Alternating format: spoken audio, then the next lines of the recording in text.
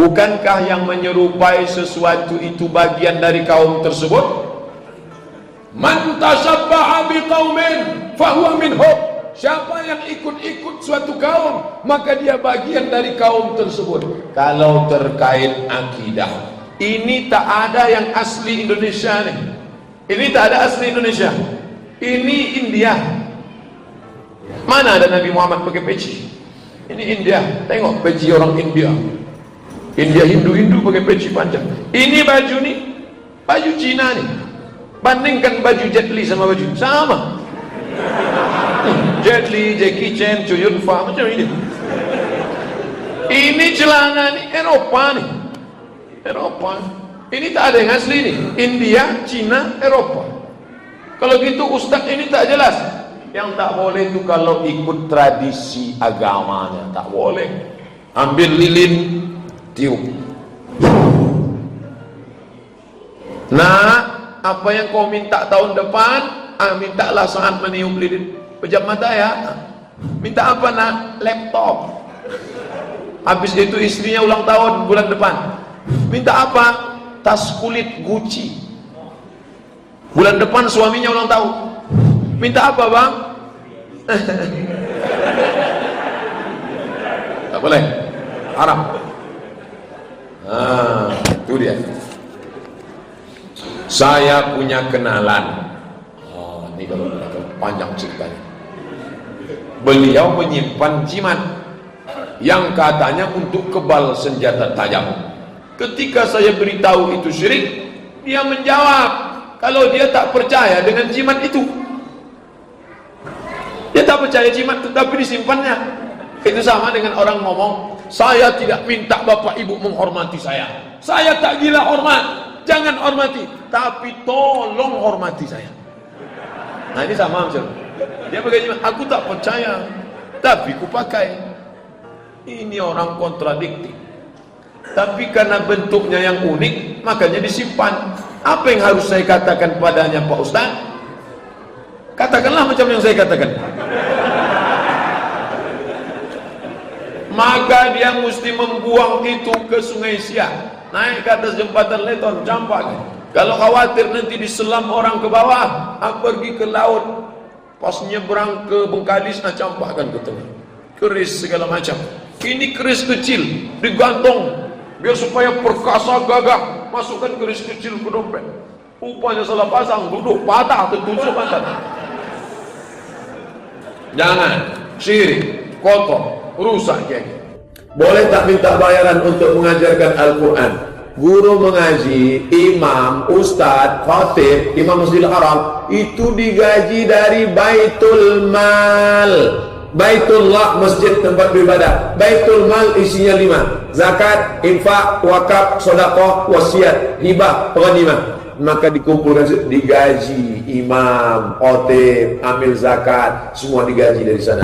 Jadi kalau ada yang mengeluhkan kenapa ustaz dikasih amplop, kenapa guru mengaji dikasih gaji, kenapa ini ada kotak berjalan, karena sistem Baitul Mal tidak berjalan. Kalau sistem Baitul Mal berjalan, takkan ada lagi kotak Al-Jum'ah, langsung potong atas. Semua masyarakat Riau, PNS, swasta, perusahaan, langsung potong atas. Zakat 2,5%, infak sedekah terserah berapa, langsung kirim transfer. Tak lagi ada gaji guru dikeluhkan. Semua harus kami yang membayar, guru MDA kami juga membayar, ini kami juga membayar. Nah, jadi Islam itu harus kafah secara total kita memandangnya. Apa hukumnya apabila suami tak pernah memberi nafkah istri walaupun istrinya punya penghasilan sendiri? Ibu kan dulu dengar waktu suami baca surat Tahlik. Kenapa jadi pikun begini? Berikut ini, itulah makanya ini saya ingatkan yang gadis-gadis kalian kalau menikah nanti tengok. Ini begitu laki baca surat Tahlik, dia kasih kecicilan saja.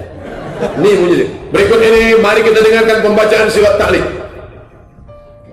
Baca. Jika saya meninggalkan istri saya 3 bulan lamanya berturut-turut tidak memberikan nafkah zahir dan batin, lalu kemudian istri saya melapor kepada pengadilan agama, maka hakim menjatuhkan talak 1 kepadanya dengan saya membayar iwat 10.000, maka jatuhlah talak 1 kepadanya. Kan dibacakan itu. Tapi cuma kadang orang menikah ini hilang ingatannya. Bawaannya mau selfie aja. Apakah istri curhat sama anaknya tentang suaminya yang telah tidak peduli sama keluarga termasuk ghibah? Tidak, karena dia haram bercerita. Kalau tak dia ceritakan pecah di kepalanya. Maka dia ceritakan, nak, ayahmu ini bukan mainlah kurang ajarnya sama aku. Padahal dulu dia menikah sama aku, dia aku pilih karena aku salah pilih nih dulu. Banyak dulu yang mau sama mak nih, tapi dia cerita, dia berbagi. Hidup ini tak selamanya bisa kita telan sendiri. Dia harus cerita ke orang anak kepada ini. Jadi dia ceritakan ke saudaranya tak boleh. Karena anak ini bagaimanapun buah hati, bagian dari suaminya. Itu ada. Hidupnya berkamar-kamar. Cerita ruang tamu tak boleh dibawa ke dapur. Cerita dapur tak boleh dibawa ke kamar. Ada kita adik-beradik sama kita, ada kita sama istri sama anak kita, ada kita sama orang tua kita. Jangan macam convention hall, semua diceritakan. Apa boleh kita salat tahajud tidak tidur dulu? Kalau pakai tidur dulu namanya tahajud. Fatahajjad, tahajjud, lawan tidur. Kalau tak pakai tidur dulu namanya qiyamul lail. Qiyam artinya tegak, lail tegak di waktu malam. Allahu Akbar. Karena saya jualan, maklum pulangnya jam 2.30, saya langsung tahajud. Mantap. Tetap niatnya Pak Ustaz tahajud dapat qiyamul lail. Niatnya tahajud tetap dapat qiyamul lail. Sebagai makmum, apakah kita membaca takbir di setiap rakaatnya? Ya, takbir intiqal. Takbir ihram pertama, Allahu Akbar. Takbir intiqal maknanya berpindah dari tegak ke rukuk ke sujud. Takbir intiqal. Apakah makmum ikut membaca Sami Allahu liman hamidah? Mazhab Syafi'i. Sami Allahu liman hamidah, mazhab Syafi'i. Hanafi, Maliki, Hambali tidak. Rabbana lakal hamd. Nanti kalau ada kita dengar di sebelah Sami Allahu liman hamidah, Sami Allahu liman hamidah, mazhab Syafi'i. Sudah saya tulis di buku 77 tanya jawab salat. Pada rakaat kedua dan soal keempat pada waktu duduk tasyahud, kita membaca doa tasyahud awal saja atau tasyahud awal dan salawat? Tasyahud akhir sampai habis. Ya alamina innaka Hamidum Majid. Terus tambah. Allahumma firli ma qaddamtu wa ma akhartu wa ma asrartu wa ma alantu wa ma asrartu wa ma anta a'lamu minni. Anta muqaddim wa anta muakhir, la ilaha illa anta subhanaka inni kuntu minaz zalimin. Tambah 4 lagi. Allahumma inni a'udzubika min adzabi jahannam wa min adzabil qabri wa min fitnatil mahya wal mamat wa min syarri fitnatil masiihid dajjal. Belum juga Imam Salam. Tambah lagi. Allahumma inni ala dzikrika wa syukrika wa husni ibadatik. Belum juga dia salam. Tengok tak pingsan dia. Lama betul lah. Terkait masalah durhaka, anak selama ini banyak anak durhaka orang tua. Pertanyaan ini adalah antonimnya. Apakah ada orang tua durhaka? Ada. Hai Sayyidina Umar, ya, ini anakku durhaka, tolong hukum dia. Kata seorang, Umar itu orangnya adil. Dipanggilnya anak sini. Suruh anaknya dialog. Apa kata si anak bertanya? Halil waladi haqqun 'alal walidi? Apakah aku sebagai anak punya hak terhadap ayahku? Kata Umar, na'am, ma haqquhu. Apa hak saya? 3 hak anak. Kasih emaknya solehah, kasih nama yang baik, kasih makan yang halal. Ayahku tidak mengasihi aku emak yang baik karena emakku tak baik, namaku tak baik, dan makananku tak baik. Apa kata Umar? Laqad aqaqtahu qabla an yaqqa alaik. Laqad aqaqtahu qabla an yaqqa alaik. Kau sudah lebih durhaka pada anakmu sebelum anakmu itu durhaka pada engkau. Anak-anak lajang, kalian carikan emaknya yang baik. Adapun yang sudah nikah, jaga-jagalah yang ada itu. Ibarat udah buat rumah, jangan tumbangkan rumah lama buat rumah baru. Enggak, rumah lama itu aja lah dempul-dempul sedikit. Ustaz, ada hadis yang berbunyi surga itu terletak di bawah tapak kaki ibu. Apakah masih ada surga di bawah tapak kaki ibu yang sudah murtad, berpindah agama?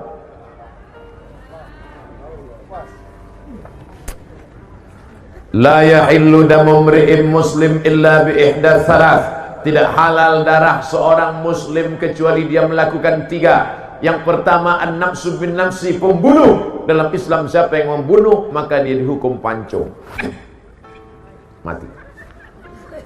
Inilah ibu-ibu, orang dihukum pancung ibu ketawa. Sadis kau. Yang kedua,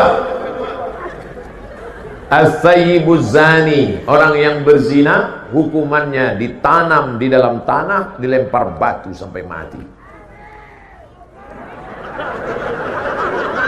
Yang ketiga, at-tariku lidini, orang yang murtad. Bahwa ibu ini murtad, hukumannya hukuman mati dalam hukum Islam. Ya. Apakah boleh anak melawan orang tua? Tidak. Saya jelaskan dua-duanya. Hukum orang yang murtad dalam Islam hukuman mati. Ya. Apakah boleh anak durhaka pada orang tua? Tetap tidak. Dalilnya, wa in jahadaka ala an tusyrika bima laysa laka bihi ilmun. Kalau ibu bapakmu yang tidak seagama denganmu, lalu kemudian dia memaksamu untuk ikut agamanya, fala tuti'huma, kau tak boleh ikut. Tapi kau melawan, tetap tak boleh. Wa sahibhuma fid dunya ma'rufa, tetap bergaul dengan baik, doakan dia, ajak dia, belikan dia buku-buku tentang Islam, kirimkan ke HP-nya, WhatsApp-nya, ceramah-ceramah Ustaz. Jangan ceramah Ustaz Somad. Ceramah Ustaz Somad kasar, keras, dia sakit hati, kafir. Ceramah Ustadz yang lembut, Ustadz AAG. Mari jaga agama akidah kita, jaga hati kita, jagalah hati, jangan kau tangisi, jagalah hati, lentera hidup ini. Kirimkan ceramah Ustadz Arifin Ilham. Ya Allah, berikan hidayah kepada ibu kami, ya Allah. Yang ceramah saya kasar, radikal itu Ustaz Somad itu. Di Dabu ini banyak orang yang nikah bawah tangan Pak Ustaz, nikah siri. Yang fatalnya banyak orang nikah bawah tangan kemudian berpisah tanpa proses perceraian. Kemudian si wanita tadi nikah lagi dengan pria lain dengan nikah bawah tangan lagi. Gimana pandangan Ustaz bagi orang yang menikah tanpa usul periksa status dari wanita yang dinikahkan?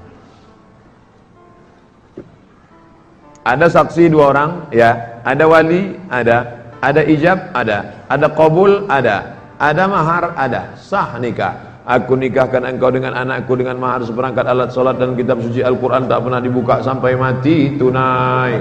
Sah. Walaupun tak tercatat di KUA karena rukun syaratnya sudah sah, tapi muncul masalah. Di mana letak masalahnya? Ketika si laki-laki macam-macam, si perempuan sampai mati tak bisa menuntut cerai karena tak ada hitam di atas putih. Tapi kalau dia nikah secara KUA, si perempuan bisa menuntut karena laki-laki sudah diikat dengan sirat ta'liq. Baca sirat ta'liq. Jika saya meninggalkan istri saya 3 bulan lamanya berturut-turut, tidak memberikan nafkah zahir dan batin, lalu istri saya pergi ke kantor pengadilan agama, menggugat cerai, memberikan iwat 10.000, maka hakim menjatuhkan talak 1, maka jatuhlah talak 1 padanya. Jangan mau nikah siri, karena perempuan kalian akan dirugikan sampai mati, kalian tak bisa cerai karena hak tolak ada pada laki-laki. Berjalan nikah siri, pergi si laki-laki merantau ke Malaysia, ke Singapura atau ke mana tak balik-balik. Sementara perempuan ni belum jatuh talak. Karena suaminya tak balik-balik, nekat dia nikah lagi. Maka nikah dia yang kedua dengan suami baru, zina. Kenapa? Karena dia masih ada ikatan dengan suami pertama. Hati-hati dengan nikah siri.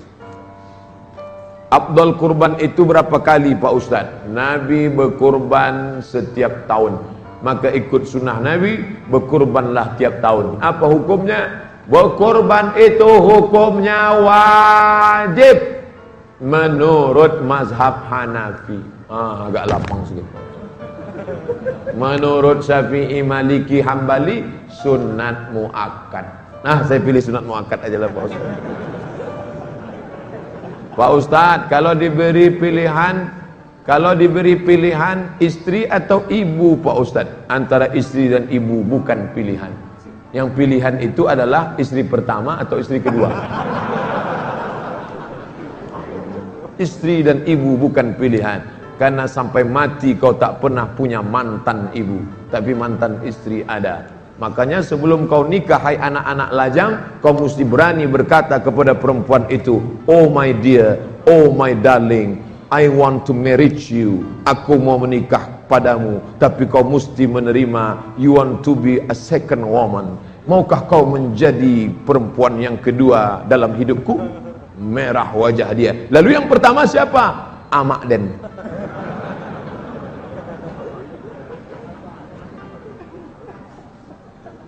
Menurut pandangan Islam bagaimana tentang kenduri tahlil niga nujuh Pak Ustaz? Nabi tak ada buat. Sahabat Nabi Abu Bakar, Umar, Utsman, Ali, Talha, Zubair, Aisyah tak ada buat. Nabi tak ada, sahabat tak ada. Tabi'in ada? Ada. Siapa namanya? Imam Atha. Yang meriwayatkannya siapa? Ahmad bin Hanbal. Dalam kitab apa? Kitab Zuhud. Kata Imam Atha, orang yang meninggal dunia diuji selama 7 hari 7 malam, dianjurkan bersedekah dan berkirim makanan. Maka kalau ada orang bersedekah, berkirim makanan, berkirim doa, dibuatnya 7 malam, maka masih terkapar oleh tradisi tabi'in Imam Atha. Tapi bagi yang kaya-kaya, adapun yang susah-susah sampai ngutang bubur kacang hijau, jangan. Bapak Serikat Kemalangan langsung datang. Bu, suami ibu meninggal, ibu susah, jangan ngutang, kami yang datang bawa makanan. Isna'u ta'aman li ali Ja'far, buatkan makanan untuk keluarga Ja'far. Dulu tradisi kita begitu. Ada orang meninggal, bawakan beras, bawakan gula, bawakan minyak, sampai makanan itu melimpah ruah, dia hanya duduk santai, dimasakkan oleh tamu, makan. Begitu. Tapi kalau ada orang kaya, dia mau buat nasi kotak, ya tak apa-apa, dia bersedekah. Lalu kemudian dia kata sambutan, Bapak Ibu sekalian, jangan kalian takut makan ini bukan harta warisan, ini bukan ngutang, ini bukan harta anak yatim, ini adalah harta saya sebagai anaknya yang orang kaya. Apa kalian tak tahu bahwa saya ini kaya?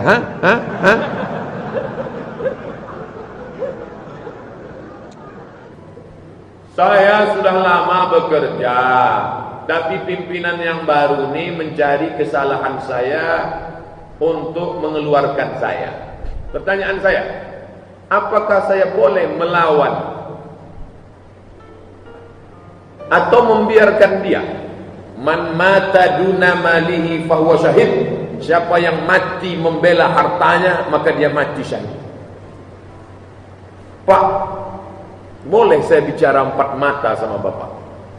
Ya, ada apa? Setelah saya perhatikan Pak, selama sebulan ini Bapak mencari kesalahan saya aja. Apa maksud Bapak ini sebentar? Insya Allah kalau tegap badan kita pucat deh. Tapi kalau kering macam Ustaz Somad, sebenarnya saya bukan cari kesalahan kamu, saya hanya menguji kamu saja. Oh begitu. Jadi jangan melawan isu membicarakan ke orang lain. Tanya dia baik-baik. Apa maksud Bapak? Ustaz begitu ya? Di kampus kah? Di jamaah kah? Saya tanya. SMS macam-macam. Saya tanya. Nama saya Abdul Somad. Saya sehari-hari di UIN. Subuh Sabtu di An-Nur. Saya datang ke kamu atau kamu datang ke saya? Kalau saya datang ke kamu, sebutkan alamatnya biar saya datang. Kalau yang cari gara-gara itu laki-laki, kalau perempuan bahaya itu kalau perempuan. Islam itu tidak memberatkan umatnya. Apakah itu bisa menjadi dasar bahwa Islam itu fleksibel? Ya, tak bisa tegak sholat, duduk, tak bisa duduk, baring, tak bisa berbaring, telentang pakai isyarat mata, tak bisa telentang, hati saja pengingat. Tak juga bisa, kita sembahyangkan ramai-ramai. Siapa bilang Islam itu keras? Yang bisa mandi, tak bisa mandi, wudu, tak bisa wudu, tayamum. Tak bisa tayamum, ditayamumkan. Bawakan tanah. Mak, kutayamumkan mak ya. Iya, tayamum. Tayamumkan tanah. Kapan kita berbakti sama orang tua? Jangan orang tua itu terbujur di ruang ICU, dibawakan ke semangga. Untuk apa dia ke semangga? Waktu sehat inilah senangkan dia. Dia sedang sakit itu dia ingin tenang, bawa dia berzikir. Saya masuk ke ruang ICU. Di ruangan itu saya tengok anak muda pakai kaos ketat, pakai celana jin. Saya nengoknya udah suuzon. Ini orang tak betul. Masa nengok orang sakit pakaiannya macam, dia keluarkan HP-nya. Keluarkan HP pula. Yasin, astagfirullah. Ternyata casingnya metal, signalnya mantap. Baca tafsir Ibnu Katsir, muqaddimah surat Yasin. Siapa yang membacakan surat Yasin pada orang yang dalam kesulitan, Allah memudahkan dia. Bapak tuh membacakan di ruang ICU. Apa itu khawarij? Khawarij artinya keluar. Diambil dari kata kharaja, keluar. Ini kelompok Sayyidina Ali, ini kelompok Sayyidina Muawiyah. Kelompok Ali, kelompok Muawiyah. Keluar khawarij. Kata khawarij, kafir semua nih. Ali kafir, Muawiyah kafir, Ammar bin As kafir. Tiga-tiga ini mesti dibunuh. Maka diutuslah orang untuk membunuh tiga sahabat ini. Salah satunya yang berhasil membunuh namanya Abdurrahman ibnu Muljam. Ditikamnya Sayyidina Ali waktu salat subuh. Meninggal Sayyidina Ali. Khawarij, orang yang keluar dari imam, maka yang keluar dari imam itu adalah khawarij. Qadariyah Pak Ustaz? Qadariyah adalah orang yang mengingkari takdir. Kata dia tak ada takdir. Rukun iman 5 saja. Antuk minabillah wa malaikatihi wa kutubihi wa rusulihi wal yaumil akhir. Takdir tak ada. Maka disebut dia dengan qadar, karena dia memusuhi takdir. Qadariyah. Mu'tazilah Pak Ustaz? Mu'tazilah adalah Wasil bin Atha. Dia murid Imam Hasan Al-Basri. Nabi punya murid namanya Anas bin Malik. Anas bin Malik punya murid namanya Al-Hasan Al-Basri. Al-Hasan Al-Basri punya murid namanya Wasil bin Atha. Suatu ketika Wasil bin Atha bertanya tentang pelaku dosa besar. Lalu dijawab oleh Imam Hasan Basri. Rupanya tak setuju Wasil bin Atha dengan gurunya itu. Akhirnya Wasil memisahkan diri. Orang yang memisahkan diri bahasa Arabnya Mu'tazilah. Orang yang memisahkan diri dari Wasil, dari Imam Al-Hasan Al-Basri. Lalu apa kata Imam Hasan Basri? Qad i'tazala Wasil anna. Si Wasil sudah memisahkan diri dari kita. Maka dia disebut dengan Mu'tazilah. Ada beberapa perbedaan Mu'tazilah dengan Ahlus Sunnah. Di antaranya mereka mengatakan tidak ada sifat bagi Allah. Yang ada hanya zat saja. Kemudian pula mereka ini sama dengan Qadariyah dalam masalah tak menerima takdir.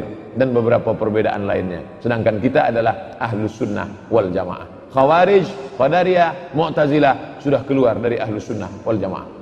Kelompok yang suka membubarkan pengajian masuk kelompok mana Pak Ustaz?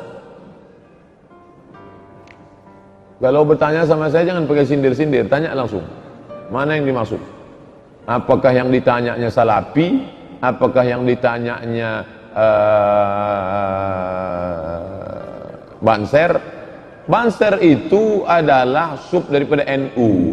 NU itu di dalamnya ada namanya Fatayat untuk yang gadis-gadis, pelajar-pelajar. Untuk yang ibu-ibunya Muslimat, Fatayat NU, Muslimat NU. Ada namanya LBM, Lembaga Bahsul Masail, khusus untuk mengkaji hukum-hukum fikih. Ada namanya Banser. Banser Ansor, itu dulu baik. Cuman setelah disusupi oleh liberal, makanya anak-anak NU yang selalu saya nanya ke saya, Ustaz, kami ini NU, ente NU ya, ikuti fatwa 3 ulama NU. Ustaz Kiai Haji Idrus Ramli, Buya Yahya, Kiai Haji Gus Solah masuk. Yang dulu Kiai Hasim Muzadi. Tapi yang untuk yang pengajian yang banyak di internet, yang saya maksud adalah Buya Yahya, kemudian Kiai Haji Idrus Ramli, satu lagi lupa saya namanya, dari pondok pesantren khusus yang mendebat. Mereka tidak setuju dengan Syiah, tidak setuju dengan Mu'tazilah, tidak setuju dengan yang keluar dari Ahlus Sunnah wal Jamaah. Itu yang meneruskan Kiai Haji Hashim Asy'ari, Hadratus Syekh Hashim Asy'ari. Apa hukumnya seorang istri yang menundukkan hati suami dengan cara guna-guna, misal ciri barandang, supaya lebih mencintai istri dan keluarganya sampai suami melupakan. Ciri, maaf cakap itu kan tai, barandang direndang. Jadi saya pun bingung apa artinya. Saya selalu penasaran, apapun masalahnya selalu saya mesti tahu apa itu. Rupanya itu adalah pinang muda. Pinang muda yang ditelan bulat-bulat, dibuang kulitnya, diambil pinang muda itu, dikupas, telan bulat. Besok pagi keluar dia bulat juga. Keluar dia bulat, itu dicuci bersih, lalu diambil pisau, dikikis, masukkan ke kopi kah, dimasukkan ke masakan. Setelah itu dibacakan jampi-jampi. Siapa yang nyuruh? Setan. Kenapa mesti tai? Najis. Setan selalu nyuruh najis. Karena setan bersama dengan tai itu najis, baru masuk mantranya. Maka apa hukumnya? Sudah kita kaji, ada videonya, cari 7 dosa besar. Ijtanibu jauhilah as-sab'a 7 al-mubiqat yang akan menghancurkan imanmu, amalmu. Yang pertama, asyirku, syirik, minta kepada setan. Yang kedua, as-sihru, sihir, magic.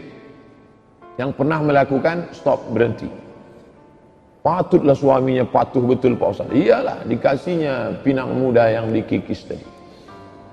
Jadi Pak Ustaz, boleh saya buat? Jangan, itu saya ceritakan supaya orang jangan melakukan.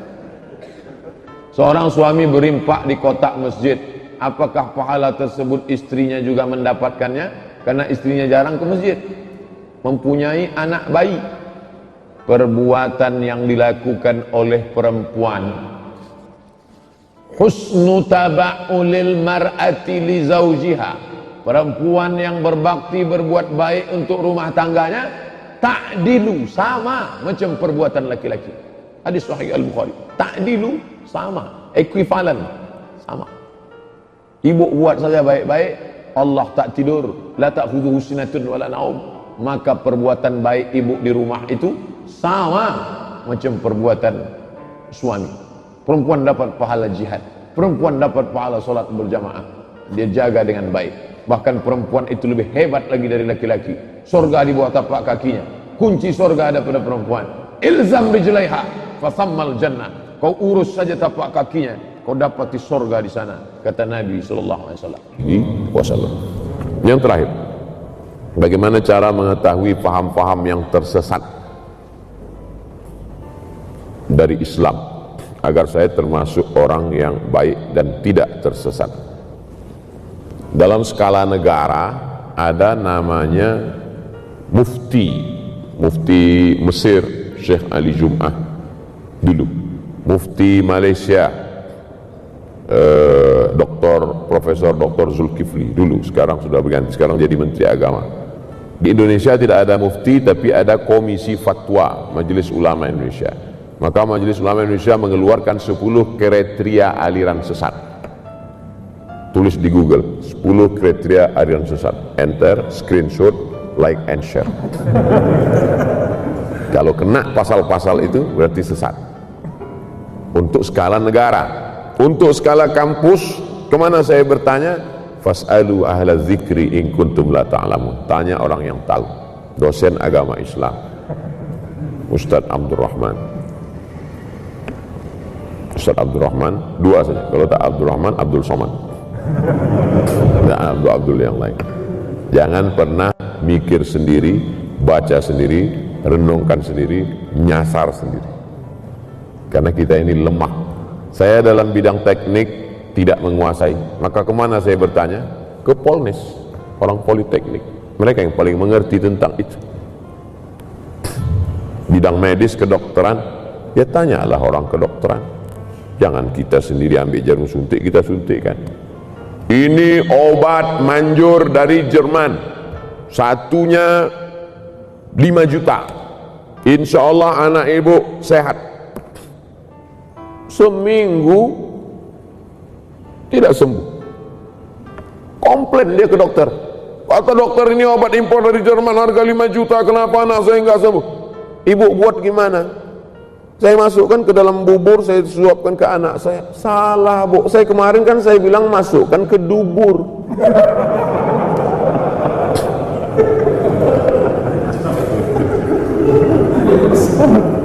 Obat aja salah. Untung anaknya tak mati.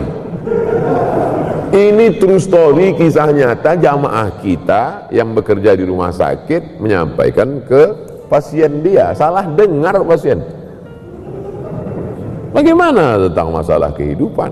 Masalah dokter aja kita tak, apalagi dalam masalah agama. Kalau masalah kedokteran ada orang salah, 1 nyawa melayang. Kalau dalam masalah arsitektur jembatan ada orang salah, satu jembatan runtuh.